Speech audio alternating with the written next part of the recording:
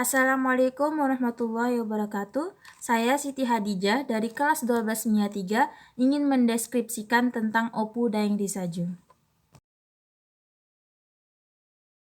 Pejuang wanita asal Sulawesi Selatan yang menjadi pahlawan nasional Indonesia adalah Opu Daeng Risaju. Opu Daeng Risaju memiliki nama kecil yaitu Famajah.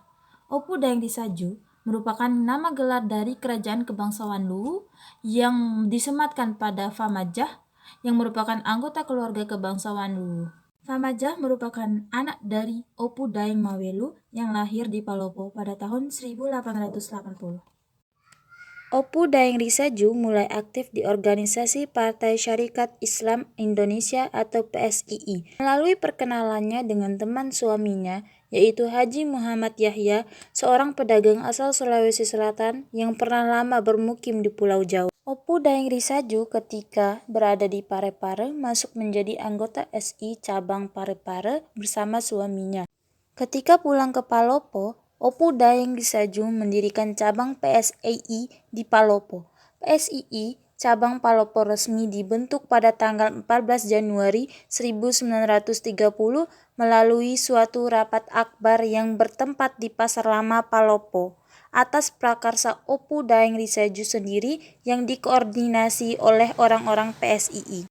Akibat aktif di PSII yang cenderung menentang kolonial Hindia Belanda, Opu Daeng Risaju mendapat peringatan keras pemerintah kolonial. Bahkan karena terus membangkang, ia pun akhirnya ditahan. Sikapnya keras kepada pemerintah kolonial juga menyebabkan ia harus kehilangan gelar kebangsawanan dan juga diceraikan suaminya. Pada masa pendudukan Jepang, Opu Daeng Risaju tidak banyak melakukan kegiatan di PSII.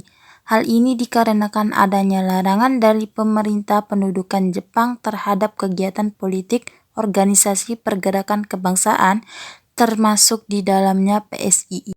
Opu Daeng Risaju kembali aktif pada masa revolusi di Luwu yang digerakkan oleh pemuda sebagai sikap penolakan terhadap kedatangan Nica di Sulawesi Selatan.